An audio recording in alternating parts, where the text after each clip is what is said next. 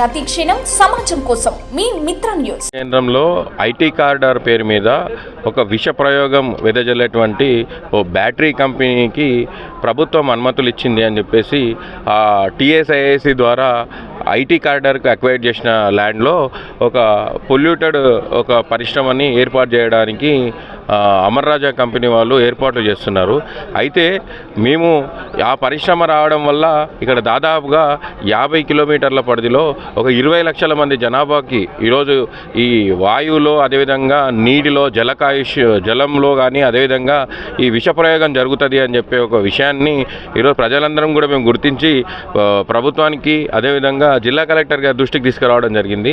అయ్యా, ఈ కంపెనీ వస్తే ఇక్కడ ఈ ప్రాంతంలో ఉన్నటువంటి మొత్తం కూడా భూసారంలో ఉన్నటువంటి నీటి నిల్వల్లో కూడా మొత్తం కూడా ఈ విష ప్రయోగం అయిపోయి ఈ క్యాన్సరు, స్కిన్ ఎఫెక్ట్స్ రోగాలు, అదేవిధంగా కొన్ని చర్మ వ్యాధులకు సంబంధించినటువంటి ఒక విషాన్ని వెదజల్లేటువంటి ఒక కెమికల్స్ ఉన్నాయి. కాబట్టి దీనివల్ల మొత్తం ప్రజలందరికీ కూడా ఇబ్బంది అవుతుంది.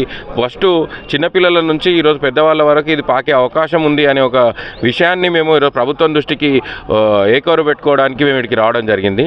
ఇదే అంశం మీద గతంలో ప్రజాభిప్రాయ సేకరణ అని చెప్పేసి కొంతమంది రాజకీయ నాయకులు దురుద్దేశంతోన ఆ రోజు విద్యార్థులను పెట్టి వాళ్ళకు ఏదో దూరం నుంచి చేతులు చూయించి వీళ్ళు ప్రజాభిప్రాయ సేకరణకు ఒప్పుకున్నారు అని చెప్పేసి ఈరోజు ప్రజలందరినీ కూడా తప్పుదోవ పట్టించి ఈరోజు కమిషన్ల కోసం ఈరోజు ప్రజల ప్రాణాలని పరంగా పెట్టి ఈరోజు మా ప్రాంత ప్రజలందరినీ కూడా నాశనం చేయాలని ఒక కుట్ర చేసిండ్రు. ఈ కుట్రని భగ్నం చేయాలని చెప్పి న్యాయపరంగా మేమంతా ముందుకు పోతున్నాము. అందులో భాగంగానే ఇక్కడ మొత్తం కూడా మహబూబ్ నగర్ 50 కిలోమీటర్ల పరిధిలో ఉండేటువంటి ప్రతి పట్టణంలో ఉండేటువంటి వాళ్ళము, గ్రామాల్లో ఉండేటువంటి వాళ్ళందరం కూడా ఇక్కడికి వచ్చి మేము ఇది 3 మున్సిపాలిటీల మధ్యలో ఈ ఇండస్ట్రీ ఏర్పడుతుంది. కాబట్టి ఈ జనావాసాల మధ్యలో ఇండస్ట్రీ ఉంది. ఈ ఇండస్ట్రీ వల్ల జనాలకు అదేవిధంగా చుట్టుముట్టు 50 కిలోమీటర్లు అందరికీ కూడా ఇబ్బంది కలుగుతుంది అనే విషయాన్ని మేము కలెక్టర్ గారి దృష్టికి తీసుకోవడం జరిగింది.